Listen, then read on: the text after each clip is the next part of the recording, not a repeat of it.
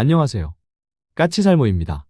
이미 예상되었던 일이지만 어쩌면 당연하게도 탄도수정 신관의 우선협상 대상자로 한화가 선정되었는데요. 그래서 오늘은 그 이야기를 하지 않을 수 없을 것 같네요. 그리고 트럼프가 미국 조선소에 투자한 외국 조선소에 한해서 두 척의 함선을 자국에서 건조하고 수출할 수 있게 했는데요. 솔직히 이건 누가 봐도 하나를 위한 것입니다. 왜냐하면 지금 우리나라와 일본의 조선소 중에서 명확하게 미국 조선업에 투자하고 있는 건 오직 하나뿐이기 때문입니다. 그래서 오늘은 그 이야기도 해볼까 합니다. 그럼 마스가 문제부터 이야기하면요. 아마 다들 뉴스를 보셔서 아시겠지만요. 이번에 미국의 트럼프 대통령이 8월 13일에 미국 내 조선소에 적극적으로 투자하는 해외 조선사에 한해서 최대 두 척의 함정을 자국에서 건조해서 미국에 수출할 수 있도록 하는 국가안보 대통령 각서에 서명을 했는데요. 그래서 미국 전쟁부 장관은 90일 이내에 구체적인 선박 조달 계획을 마련해서 제출하게 될 것입니다.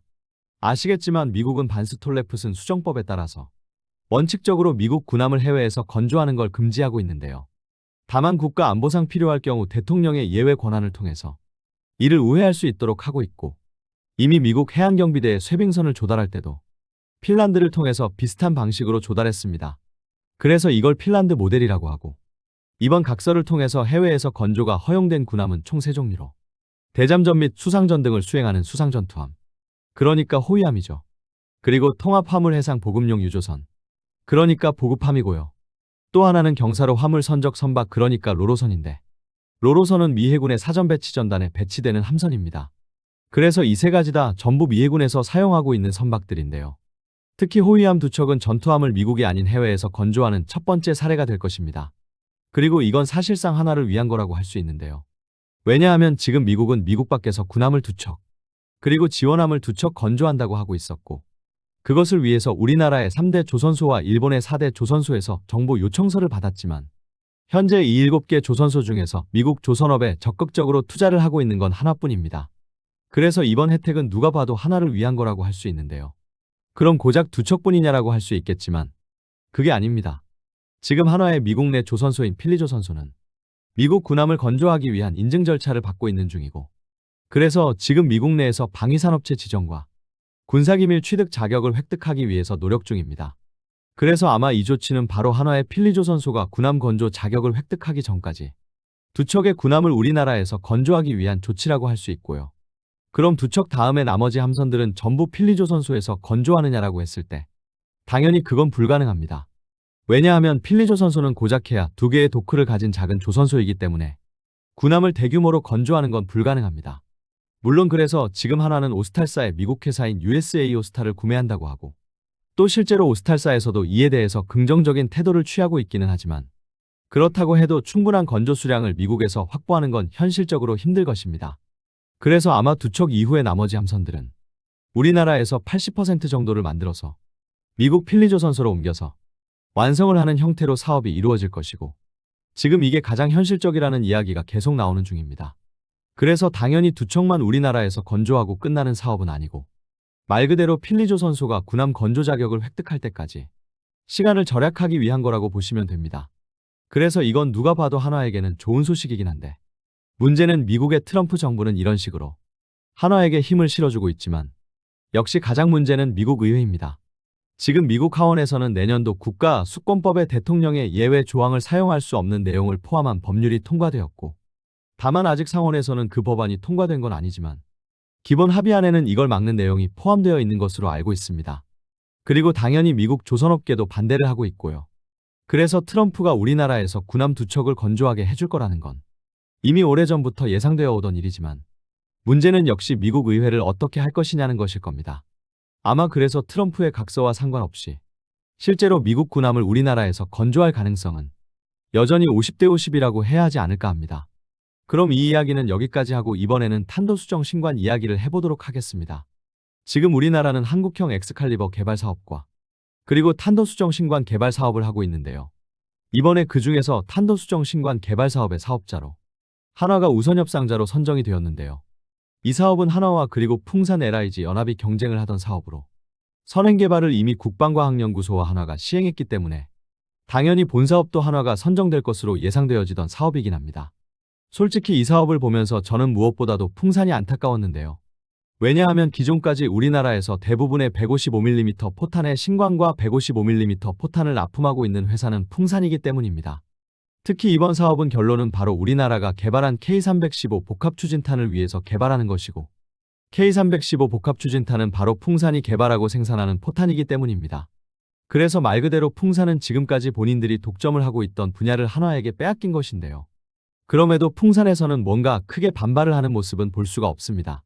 솔직히 이건 마치 K9 자주포의 후속 자주포 사업을 한화가 아닌 현대로템이 하게 된 격이고, 그래서 만일 정말로 이런 일이 있으면 한화는 가만히 있지 않았을 텐데요. 그런데도 풍산이 탄도수정신관의 사업자로 한화가 선정되었어도 별로 반발을 하지 않고 있는 건데요. 그 이유는 당연하지만 바로 얼마 전까지 풍산의 경영권이 흔들리고 있었기 때문입니다. 아시겠지만 얼마 전까지 풍산은 방산 분야를 다른 회사에 매각하려 했는데요. 그 이유는 현재 풍산그룹의 회장의 장남이 미국인이었고, 그 미국인 장남에게 풍산그룹을 승계하기 위해서는 방산 분야의 매각이 필요했기 때문입니다. 왜냐하면 방위산업체는 외국인이 대주주가 될 수가 없기 때문인데요. 그러나 문제는 풍산에서 방위산업이 차지하는 비중입니다. 현재 풍산그룹에서 방위산업이 차지하는 비중은 대략 30% 정도이지만 매출액 대비 영업이익은 60에서 70%를 차지하고 있습니다. 한마디로 말해서 풍산에게 있어서 방위산업은 황금알을 낳는 거위와도 같은 것인데, 이걸 매각하려고 하니 당연히 풍산의 주주들이 반대를 할 수밖에 없었고, 그래서 풍산의 방산 분야 매각은 무산되었는데요. 그런데 문제는 여전히 걱정되는 건 풍산그룹, 정확히는 풍산의 회장의 방위산업에 대한 마인드입니다. 만일 여러분이 풍산 회장이라면 앞으로 어떻게 하실 건가요? 당연히 방위산업은 지금 엄청나게 각광을 받는 분야이고, 특히 풍산은 그 중에서도 탄약을 주로 생산하는 회사입니다. 아시겠지만 탄약 분야는 여러 전쟁으로 인해서 엄청나게 호황인데요. 그래서 만일 저라면 당연히 풍산의 방위산업을 확대하기 위해서 엄청나게 노력을 할 것입니다. 솔직히 이런 모습은 우리나라의 다른 방산업체들만 봐도 알 수 있습니다. 한화그룹은 오직 방위산업만 하는 회사가 아니지만 지금 한화그룹은 방위산업에 집중적으로 투자를 하고 있는데요. 이게 어떻게 보면 당연한 것입니다. 그런데 풍산은 주주들의 반발로 방산 분야를 매각하지는 못했지만 여전히 방위산업을 그리 중요하게 보지 않는 것 같습니다. 지금 풍산의 회장은 한국경제인협회 회장도 하고 있는데요. 이분이 한 최근 인터뷰를 보니 풍산의 방위산업 매각 문제에 대해서는 검토한 적은 있지만 수익성이 좋아서 팔지 않기로 했다고 하고요. 방산사업 수익의 일부를 고향인 경북 안동의 골프장, 호텔 등 서비스업 신사업에 투자할 계획이라고 합니다. 지금 다른 방산업체들은 없는 돈도 어거지로 만들어서 방산 분야에 투자를 확대하기 위해서 발버둥을 치고 있는데, 풍산은 방산 분야에서 발생한 수입을 방산 분야를 확대하기 위해서 투자하는 게 아닌 서비스업에 투자하겠다고 하고 있는 것입니다. 그래서 참 이런 풍산의 모습을 보면 안타깝다고 생각이 드는데요. 특히 지금 풍산에게는 엄청나게 중요한 시기입니다. 아시겠지만 풍산은 동축반전 등 드론 사업에서도 각광을 보이고 있고, 풍산이 드론 사업에서 각광을 보이는 이유가 있는데요. 그건 바로 풍산이 대기업이 아니라는 점입니다. 이게 무슨 말이냐면 우리나라 군용 드론 중에서 25kg 이하의 드론에 대해서는 중소기업 적합 사업으로 분류되어 있어서 대기업의 진출이 막혀 있습니다. 그리고 그래서 지금 25kg 이하의 군용 드론 시장에서 경쟁하는 회사들만 60여 개 업체에 달할 정도로 경쟁이 치열한데요. 그런데 풍산도 대기업으로 분류되지 않기 때문에 이 분야에 진출할 수 있었고, 비록 풍산이 대기업은 아니라고 해도 당연히 규모가 있는 회사이기 때문에 자금력이 더 좋을 수밖에 없고, 그래서 이 분야에서 각광을 받고 있는 것입니다. 그런데 문제는 풍산은 아직까지는 드론을 직접 개발한다기보다는 다른 회사의 드론 몸체에 풍산의 탄약을 탑재하는 방식을 주로 사용하고 있고, 그래서 만일 저라면 드론의 몸체도 직접 개발하게 사업을 확장했을 것입니다. 드론 몸체를 제작하는 드론 업체를 구매한다던가 해서 사업을 확장했겠지만 아직까지는 풍산은 전혀 그런 모습을 보이지 않고 있습니다. 특히 이 분야에서 지금은 풍산이 두각을 보이고 있지만 최근에는 강력한 경쟁자가 등장을 했는데요. 그건 코리안 디펜스 인더스트리입니다. 이 회사는 어떤 회사인지 아시죠? 바로 한화그룹에서 자탄 무기를 만드는 분야를 분리해서 만들어진 회사인데요. 그래서 실질적으로 이 회사는 사실상 한화의 계열 회사입니다. 그런데 당연하지만 모회사는 한화이지만 이 회사는 한화에서 분리된 회사이고, 그래서 대기업이 아닙니다. 바로 이 회사도 지금 25kg 이하의 무인기 시장에 진입하기 시작을 했습니다. 당연히 그 뒤에는 한화그룹이 있는 것이고요. 아무튼 그래서 풍산이 두각을 보이고 있던 분야에도 사실상 한화가 또다시 진입하기 시작한 건데요. 그럼에도 이 분야에 대한 투자를 늘리지 못하고 있는 풍산의 모습을 보면 정말 안타깝다고 생각이 듭니다. 솔직히 풍산의 기술 중에는 정말 아까운 기술도 많은데요. 대표적인 기술이 바로 자탄무기의 자폭신관입니다. 아시겠지만 지금 우리나라는 불량률 1% 이하의 자탄용 자폭신관을 개발해서 국제 규격을 지키고 있는데요. 그런데 바로 이 자탄용 자폭신관도 풍산과 한화, 정확히는 코리아 디펜스 인더스트리가 만들고 있고, 문제는 둘 다 불량률 1%의 자폭신관이지만 풍산의 자폭신관이 한화의 모델에 비해서 훨씬 우수합니다. 왜냐하면 한화가 개발한 자폭신관은 전자식 자폭신관인데 풍산의 자폭신관은 기존 방식인 화공식 자폭신관의 구조를 강화한 모델이기 때문입니다. 그럼 왜 풍산의 자폭신관이 더 우수하냐고 했을 때 한화의 자폭신관은 전자식이고 그래서 배터리가 들어갑니다. 그런데 이 배터리의 수명이 10년이고 그래서 이 자폭신관은 10년이 넘으면 사용할 수 없습니다. 문제는 그래서 한화가 개발한 자탄들은 10년에 한 번씩 포탄에서 분리해서 신관을 교체해 주어야 하는데요. 현실적으로 이 작업은 너무 많은 시간과 비용이 들기 때문에 실제로는 교체해 주지 않고 그냥 그 포탄을 폐기합니다. 그에 반해서 풍산의 자폭신관은 기존의 기계식 화공신관의 구조를 개선한 모델로 그래서 배터리 같은 게 들어가지 않고 그래서 이론적으로는 포탄의 수명과 자폭신관의 수명이 같습니다. 바로 이 점 때문에 풍산의 자폭신관이 한화의 신관에 비해서 훨씬 우수한 건데요. 당연하지만 풍산의 신관은 풍산이 만드는 155mm 포탄에 주로 들어가고 한화의 신관은 한화가 만드는 천무다련장용 로켓에 들어가는데요. 그래서 한화가 제작한 로켓의 수명은 10년에 불과합니다. 만일 제가 풍산이라면 바로 이 천무용 로켓을 개발해서 한화와 경쟁을 했을 것입니다. 당연한 게 수명 10년짜리 로켓과 수명 30년짜리 로켓은 경쟁력의 차이가 명확하니까요. 그러나 풍산은 지금 현재 자신들이 하는 분야만 계속하고 사업을 확대하지 못하고 있어서 우수한 자신들의 신관 기술을 활용하지 못하고 있습니다. 그래서 저는 지금 이 시기에 방산 분야에서 벌어들인 돈으로 자신의 고향의 서비스업에 투자한다는 풍산 회장의 말을 듣고 정말 기가 막혔는데요. 그리고 심지어는 지금은 원래 자신들이 하던 분야도 차츰 한화에게 빼앗기고 있다는 점이 저를 안타깝게 하는 것 같습니다. 풍산은 지금 그 어느 때보다도 중요한 시기인데 그 시기를 전혀 활용하지 못하고 있는 모습이 안타까운데요. 바로 이 점 때문에 탄도수정 신관 사업도 한화가 차지하게 되었고 지금 한국형 엑스칼리버 사업도 국방과학연구소와 한화가 선행 개발을 하고 있고 그래서 사실상 한국형 엑스칼리버 사업도 한화가 가지고 갈 게 거의 확실한 상태입니다. 그리고 엑스칼리버보다도 이번 탄도수정 신관 사업이 더 규모가 큰 사업이라고 할 수 있는데요. 당장 탄도수정 신관을 개발하는 개발비는 1642억 원이지만 탄도수정 신관을 2032년까지 개발을 해서 양산하는 총 사업비는 무려 1조 5,916억에 달하는 것에 반해서 한국형 엑스칼리버의 총 사업비는 4,400억 원 정도에 불과하기 때문입니다. 당연한 게 탄도수정 신관이라는 건 신관이 들어가는 모든 탄에 적용할 수 있는 것에 반해서 엑스칼리버는 말 그대로 특수 목적을 가진 특수탄을 개발하는 사업이기 때문에 분명 발당 가격은 탄도수정 신관이 더 저렴하지만 생산량에서 엄청나게 차이가 나기 때문인데요. 그래서 고작 우리는 신관 하나를 새로 도입하는 데만 무려 1조 원이 넘는 비용을 들인다고 하고 그만큼 이 사업이 중요한데요. 특히 우리는 지금 K315라는 복합 추진탄을 생산하고 있고 이 탄의 최대 사거리는 54km에 이르지만 사거리가 길어진 만큼 정확도는 엄청나게 떨어집니다. 지금 이 탄을 최대 사거리로 발사를 하면 원형 공차가 500m 이상 벌어지게 되고 그래서 사실상 탄도수정 신관이 없으면 정밀하게 적을 공격하는 건 불가능하기 때문입니다. 그런데 문제는 이 탄도수정 신관에는 지금까지 두 가지 쟁점이 있었는데요. 하나는 바로 탄도수정 신관의 목표 정밀도를 얼마로 잡느냐와 또 하나는 항제밍 장치를 탑재하는 문제인데요. 탄도수정 신관의 발당 가격은 대략 3천만 원 이하인 것에 반해서 엑스칼리버의 발당 가격은 대략 1억 원이 넘는데요. 당연히 그래서 두 포탄의 성능에도 엄청난 차이를 보입니다. 기본적으로 엑스칼리버의 원형 공차는 10m 이하인 것에 반해서 탄도수정 신관은 원형 공차가 30m급인데요. 이런 차이가 나오는 건 가격 차이에 의해서 이 두 무기에 사용하는 항법장치의 성능이 엄청나게 차이가 나기 때문입니다.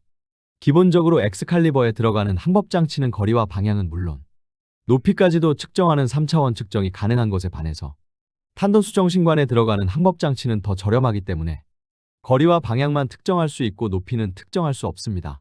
그래서 이런 차이를 보이는 것이고 당연한 게 가격도 가격이지만 탄도수정 신관은 말 그대로 작은 신관에 모든 장치를 장착을 하고 포탄의 제어 장치도 신관에만 달려있기 때문에 제어할 수 있는 범위도 한정적이기 때문입니다. 그런데 문제는 우리 육군과 업체들은 처음에는 이 정밀도 요구에서 차이를 보였는데요. 왜냐하면 우리 육군이 원하는 정밀도는 원형공차가 30m 이기를 원했기 때문입니다. 바로 미국의 탄도 수정 신관과 거의 같은 정밀도를 요구한 건데요. 이것에 대해서 우리 업체들은 난색을 표하게 됩니다.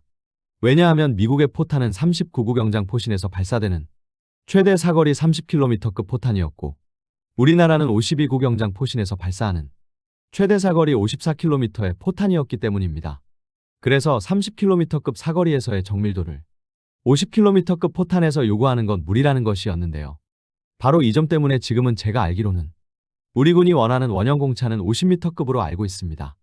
당연한 게 탄도수정신관이 보정해줄 수 있는 범위가 한정적인데 사거리 50km에서 30km와 비슷한 정밀도를 요구하는 건 무리이죠. 그래서 우리의 탄도수정신관은 지금은 54km 사거리에서 50m 급 정밀도를 가지는데요. 물론 육군이 이런 요구를 한 이유는 분명히 있습니다. 왜냐하면 우리 육군은 K315라는 사거리 연장탄 말고도 K333이라는 사거리 연장탄도 개발을 하고 있는데요. 이 두 탄의 차이는 하나는 자탄 구조이고 또 하나는 고폭탄 구조라는 점입니다. K315는 자탄 구조인 것에 반해서 새로 개발하는 K333탄은 고폭탄 구조이고 우리 군은 이 탄에 탄도수정신관을 탑재해서 50km 떨어진 적 전차를 핀포인트 공격을 할 수 있기를 원한 건데 분명 원형 공차 50m이면 적 전차를 핀포인트 공격하기에는 어느 정도 한계점이 있는 건 명확합니다.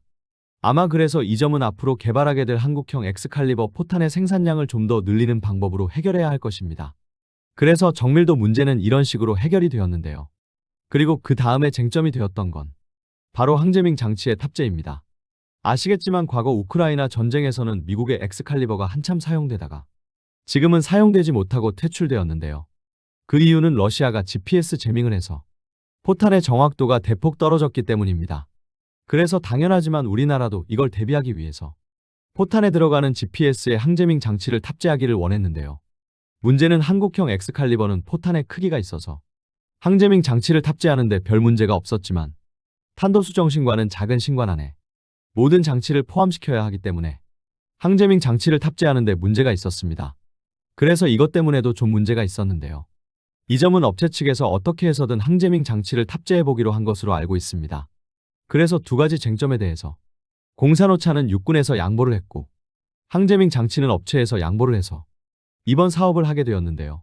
과연 우리나라의 탄도수정신관이 어떤 모습으로 나올지 좀 더 지켜볼 문제라고 생각을 합니다.